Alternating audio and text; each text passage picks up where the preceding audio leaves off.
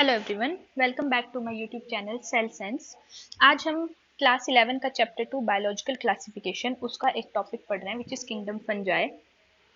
ये वीडियो आपको दो पार्ट्स में मिलेगा। आज हम किंगडम फंजाई के जनरल फीचर्स, उसकी लाइफ साइकिल के बारे में पढ़ेंगे। कल हम 4 क्लासेस ऑफ किंगडम फंजाई पढ़ेंगे। तो सबसे पहला पॉइंट जो किंगडम फंजाई के लिए है, that is their mode of nutrition is heterotrophic. अब हेट्रोट्रोपिक न्यूट्रिशन सब बच्चों को पता होगा, जैसा ह्यूमंस का है कि हम अपना खाना खुद नहीं बनाते, we are dependent on other organisms for our food. Okay, there is an example of a unicellular fungi which is yeast. Yeast को हम ब्रेड्स बनाने में यूज करते हैं, और वो कौन सा यीस्ट होता है which is used for making bread, या जिसको हम बेकर्स यीस्ट भी बोलते हैं, that is Saccharomyces cerevisiae। Okay, then और इसके बारे में क्या कॉमन फीचर्स होते हैं जो हमें पढ़ने हैं। कुछ ऐसे फंजाई होते हैं जो डिजीज कॉज करते हैं। किसमें? They cause disease in plants and animals. Many fungi cause disease in plants and animals. जैसे एक फंजाई है पुकीनिया, ये क्या करता है? This causes wheat rust disease. Okay, तो अभी हम क्या पढ़ रहे हैं? अभी हम फंजाई के बेसिक फीचर्स पढ़ रहे हैं कि कैसा मोड ऑफ न्यूट्रिशन होता है, कैसे कैसे तरह के फंजाई होते हैं। कुछ यूजफुल होते हैं हमारे लिए, जैसे ब्रेड मेकिंग में हम यीस्ट का यूज करते हैं। कुछ हमारे लिए हार्मफुल होते हैं, जैसे जो डिजीज कॉजिंग होते हैं, एग्जाम्पल पुकीनिया। देन कुछ ऐसे फंजाई होते हैं which are source of antibiotics, जिससे हमें एंटीबायोटिक मिलता है। Example penicillium. Penicillium is a fungi. इससे आपको कौन सा एंटीबायोटिक मिलता है? इससे आपको एंटीबायोटिक मिलता है penicillin, which was first time discovered by a scientist called Alexander Fleming। And also एक बात और आप यहाँ पर याद रखेंगे, penicillin was the first antibiotic to be discovered।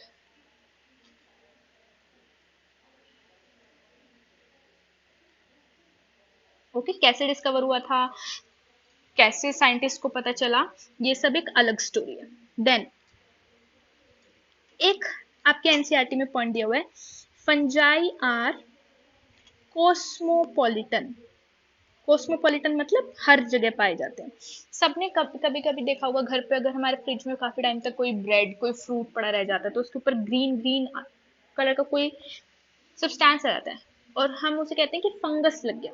सो उससे आपको क्या पता चलता है कि फंजाई कैसे प्लेसेस में लगता है? It grow in warm and humid places, मतलब जहां पर थोड़ा मॉइस्चर होता है, ऐसे प्लेसेस में फंजाई ग्रो करता है। Okay, then fungi are filamentous. Filaments क्या होते हैं? अगर मैं कहूं किसी भी चीज के लंबे थ्रेड लाइक स्ट्रक्चर्स को फिलामेंट्स कहते हैं। ओके, सो फिलामेंट्स क्या हुए? Thread like structures are filaments. Got it? अब हम इन्हें फिलामेंट क्यों कहते हैं? क्योंकि जो फंजाई की बॉडी होती है वो लंबे लंबे स्ट्रक्चर, थ्रेड लाइक स्ट्रक्चर्स से बनी होती है, जिन स्ट्रक्चर्स को हम फंजाई में क्या कहते हैं? We call them hyphae. अभी हम और डिटेल पढ़ेंगे इसके बारे में। और जब बहुत सारे हाइफे जुड़ जाएं, ओके, जब बहुत सारे हाइफे एक नेटवर्क बना लें, ऐसे ऐसे, when there is a network of hyphae,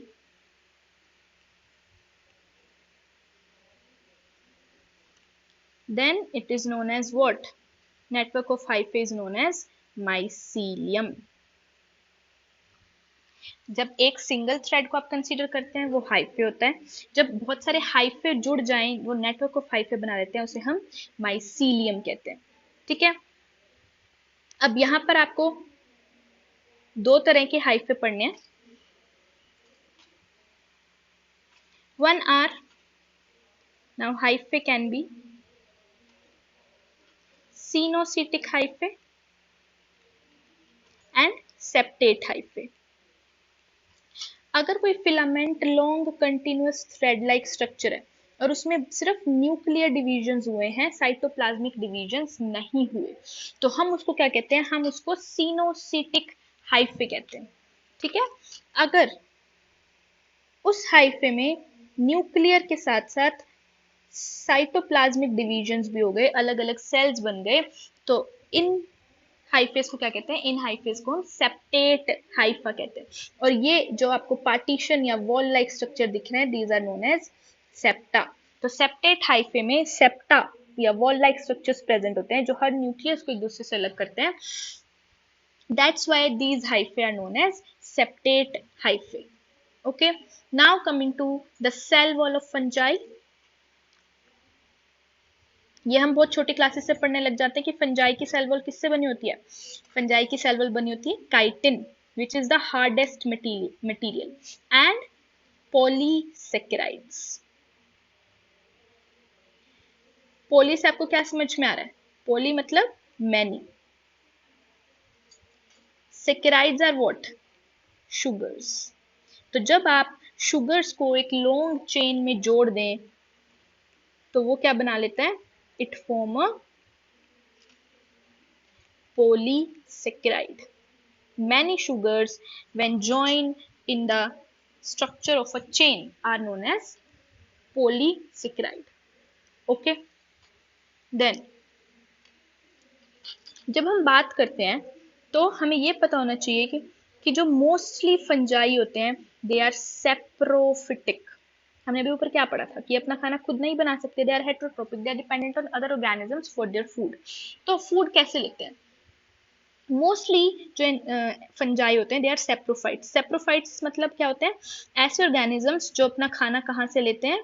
they absorb their material from dead substrate.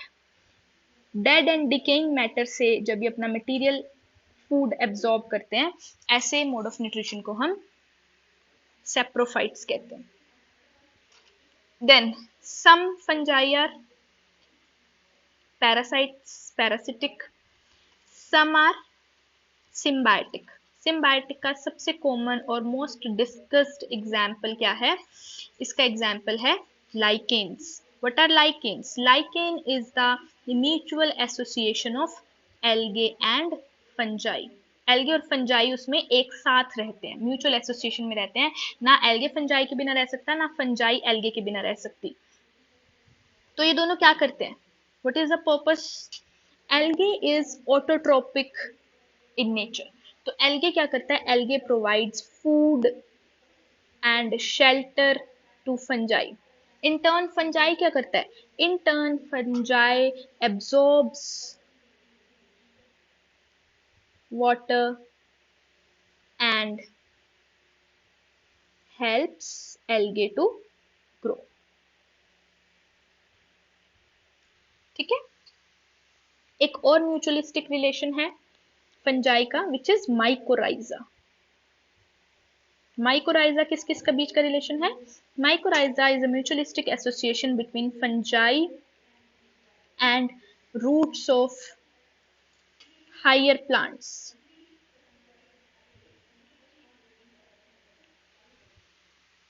Now यहां पर क्या एसोसिएशन हो रहा है? Here the fungi is absorbing water from soil और वो किसको देता है? प्लांट को देता है. और इन टर्न प्लांट क्या दे रहा है? प्लांट इसको again food and shelter provide कर. ठीक है. तो ये दोनों एक दूसरे के बिना नहीं रह सकते. ऐसे एसोसिएशंस को हम क्या कहते हैं? These type of associations are known as mutual associations. Coming to reproduction in fungi. अगर आप रिप्रोडक्शन की बात करें तो जो मेजर रिप्रोडक्शन होता है फंजाई में वो कैसे होता है? Major reproduction is by vegetative propagation and sexual reproduction भी होता है. तो अगर आप इसके रिप्रोडक्शन को देखना चाहें तो आप इसकी रिप्रोडक्शन को 3 क्लासेस या 3 डिफरेंट टाइप्स में बांट सकते हैं. One is vegetative propagation, one is asexual reproduction. Asexual reproduction कैसे होता है? Asexual reproduction is done through asexual spores. And one is sexual reproduction.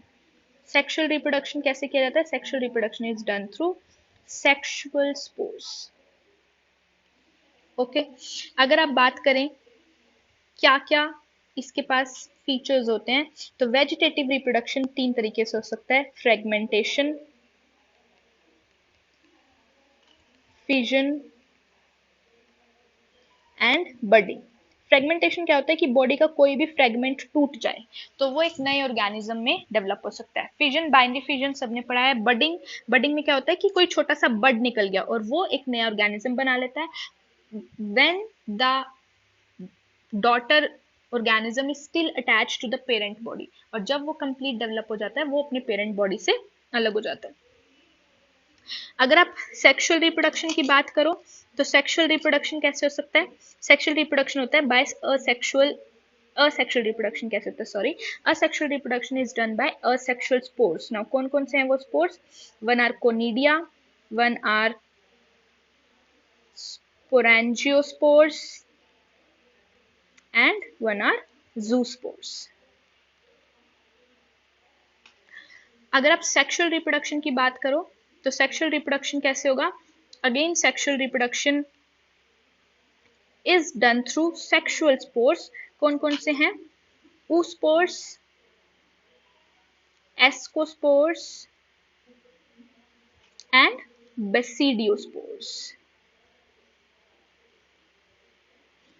Okay, अब एक पॉइंट और बचा है आज के लिए जो बहुत इंपॉर्टेंट है, जो बहुत बच्चों को कंफ्यूजन रहती है. जो सेक्सुअल रिप्रोडक्शन होता है फंजाई का, it involves 3 steps.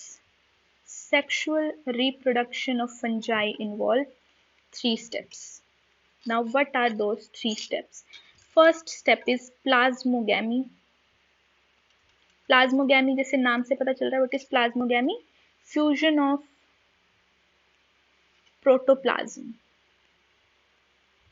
What is protoplasm? जो सेल का लिक्विड कंटेंट होता है उसे प्रोटोप्लाज्म कहते हैं. किस किस का फ्यूजन होगा प्रोटोप्लाज्म का? Fusion of protoplasm of motile and non motile gametes. This is first step. Second step is karyogamy. Cairo का मतलब क्या होता है? Cairo means nucleus. तो कैरियोगैमी क्या होगा? Fusion of 2 nuclei. And the third and the final step is meiosis. Meiosis से क्या होगा? जाइगोट में मियोसिस होगा और फिर इससे क्या बनेंगे? हैप्लॉइड स्पोर्स बनेंगे. ठीक है, अगर इसको आपको बेटर समझना है तो आप इसको ऐसे देखो. जाइगोट होगा, जाइगोट में मियोसिस होगा and meiosis will lead to haploid या एंड स्पोर्स. तो सेक्सुअल रिप्रोडक्शन की 3 स्टेप्स होते हैं. फर्स्ट इज प्लाज्मोगैमी जिसमें मोटाइल और नॉन मोटाइल गैमेट्स का प्रोटोप्लाज्म फ्यूज करता है. Second is karyogamy. अब प्रोटोप्लाज्म फ्यूज हो गया, now the turn is for nucleus to fuse. Nucleus fuse करेगा, उसके बाद क्या बन गया? जाइगोट बन गया. जाइगोट में मियोसिस होगा और मियोसिस से हैप्लॉइड स्पोर्स बन जाएंगे. ठीक है, अब जो मैंने ये 3 स्टेप्स बताए, अगर मैं इनको एक डायग्राम के फॉर्म में समझना चाहूँ तो क्या था? ये हमारे पास गैमेट्स हैं. ओके, ये इनका न्यूक्लियस है. Suppose these are gametes. First step में क्या हो रहा है? First step is plasmogamy. Plasmogamy में क्या होगा? इनका प्रोटोप्लाज्म फ्यूज कर गया. You have 2 nucleus. Now second step is what? Second step is karyogamy. Karyogamy के बाद क्या होगा? इनका न्यूक्लियस भी फ्यूज कर जाएगा एंड यहां पर क्या था? N n. Now you have a 2n zygote. अब नेक्स्ट क्या होगा? नेक्स्ट होगा इस जाइगोट का मियोसिस. मियोसिस के बाद आपके पास क्या बन जाएंगे, you will have haploid spores. ठीक है, ये पूरा स्टेप है जो हमने स्टेप्स ऑफ सेक्सुअल रिप्रोडक्शन पढ़ा। अब इसी स्टेप के बीच में एक ट्रांजिशन फेज आता है जिसमें बहुत कंफ्यूजन रहता है बच्चों को, which is known as dikaryon phase. ध्यान से सुनेंगे, डाइकैरियोन फेज से आपको क्या समझ में आ रहा है? Di means two, karyon means nucleus. ठीक है, तो डाइकैरियोन फेज क्या होता है? इट इज अ फेज जहां पर आपको दो न्यूक्लियस दिख रहे हैं। अब ये कैसे बना, कब बना, क्यों बनता है? देखो, जब गैमेट्स फ्यूज कर रहे हैं, here you have one gamete and here you have another gamete, जब गैमेट्स फ्यूज करते हैं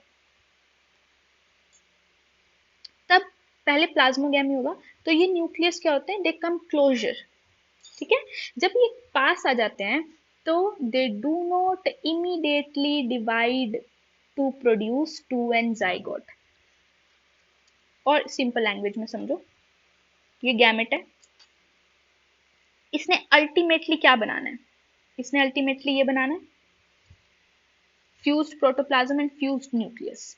ठीक है, ये कैसे बना? ये एक स्टेप के थ्रू बना जिसमें पहले प्रोटोप्लाज्म फ्यूज हुए, फिर न्यूक्लियस फ्यूज हुए।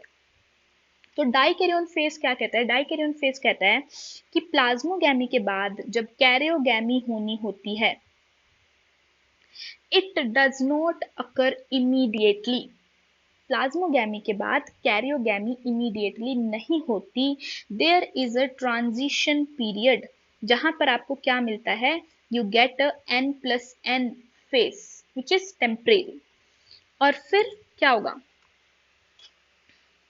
ये n+n फेज कुछ टाइम के लिए एग्जिस्ट करेगा, मतलब अभी न्यूक्लियस पास तो आ गए हैं बट फ्यूज नहीं किया, वो दोनों अपनी इंडिविजुअल आइडेंटिटी को लिए हुए हैं। तो आपके पास जो सेल होगा उसके अंदर क्या होगा? दो न्यूक्लियस होंगे, और कैसे होंगे? n+n, क्योंकि दोनों हैप्लॉइड हैं। तो उस फेज को हम डाइकैरियोन फेज कहते हैं, और ये परमानेंट फेज नहीं है, it is a temporary phase.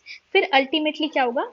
जब कैरियोगैमी कंप्लीट हो जाएगी तो ये फ्यूज हो जाएंगे and you will have a 2n zygote. ठीक है, और ये होता किस किस में है? कल हम 4 क्लासेस पढ़ेंगे फंजाई की। उस कौन कौन सी हैं वो 4 क्लासेस? 4 क्लासेस आर फाइकोमाइसिटीज, जो हम डिटेल में कल पढ़ेंगे। Phycomycetes is 1, ascomycetes, basidiomycetes and deuteromycetes. ये 4 क्लासेस फंजाई की हम कल कंटिन्यू करेंगे। तो इसमें से जो एस्कोमाइसिटीज एंड बेसिडियोमाइसिटीज होते हैं, they have dikaryon phase in their life cycle. ये दो ऐसे फंजाई हैं जिनकी लाइफ साइकिल में डाइकैरियोन फेज होता है, मतलब उनमें प्लाज्मोगैमी के तुरंत बाद कैरियोगैमी नहीं होती, कुछ लैग पीरियड आता है जब दोनों न्यूक्लियस साथ साथ में स्टिक हो जाते हैं बट फ्यूज नहीं करते, and that is temporary. Ultimately they fuse to form a zygote which is 2n। I hope ये क्लियर है। स्टिल अगर किसी बच्चे को किसी भी आज जो हमने पढ़ा इसमें डाउट है या पिछली वीडियोस में डाउट है तो आप कमेंट करके अपना डाउट पूछ सकते हैं। आपको वीडियो अच्छी लगी हो तो please like, share and subscribe. Thank you.